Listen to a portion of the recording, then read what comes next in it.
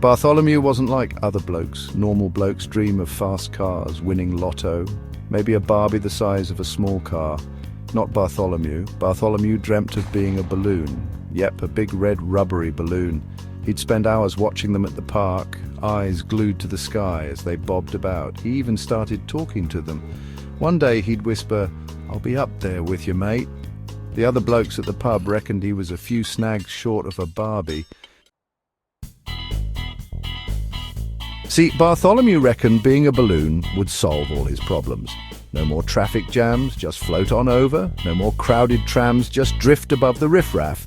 And the view, imagine the view.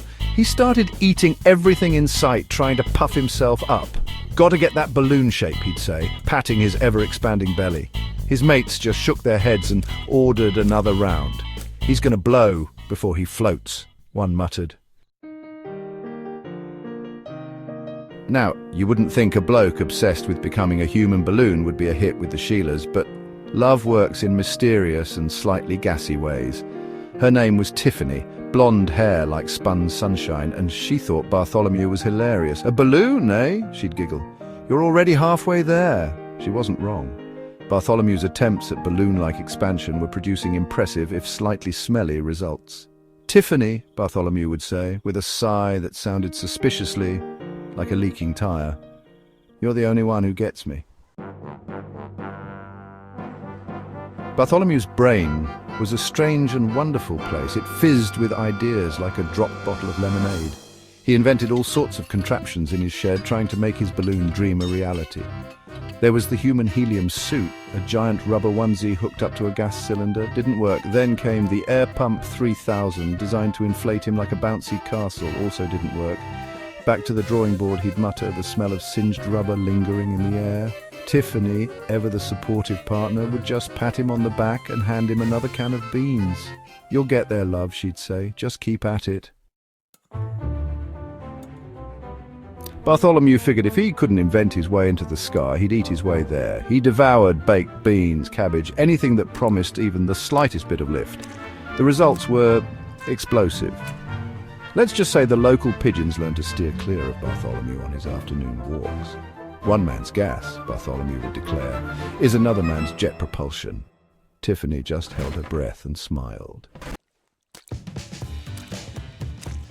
Bartholomew's wardrobe underwent a transformation too. Gone were the flannelette shirts and stubby shorts, and in their place brightly coloured lycra onesies. "Gotta reduce wind resistance," he'd explain, squeezing himself into a particularly snug neon pink number. He even took to wearing swimming floaties on his arms just in case.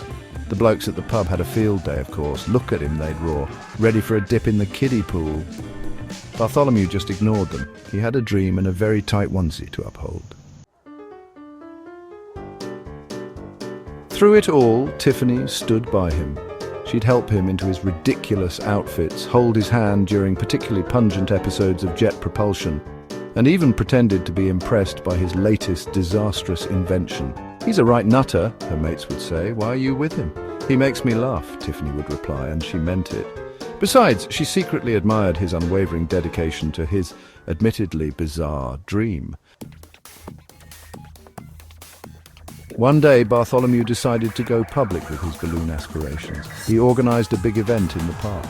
Bartholomew's big launch, the flyers proclaimed. The whole town turned out. They were curious, amused, and slightly worried about what Bartholomew might unleash upon them.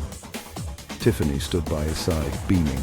She'd even sewn him a special launch outfit, a giant red sequined onesie with inflatable wings. Bartholomew climbed onto the makeshift stage, his heart pounding like a jackhammer in his chest. This was it. He took a deep breath, held it, and nothing. He just stood there, a red sequined lump. The crowd waited and waited. Then they started to laugh. Bartholomew felt his face burn with shame. His dream was a joke. He was a joke. But then something unexpected happened. Tiffany grabbed the microphone.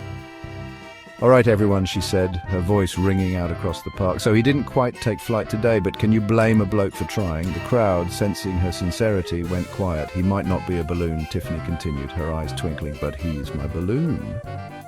She leaned over and gave Bartholomew a big kiss. The crowd erupted in cheers. Bartholomew, his cheeks still burning, couldn't help but smile. Maybe, just maybe, being grounded wasn't so bad after all, especially with a Sheila like Tiffany by his side.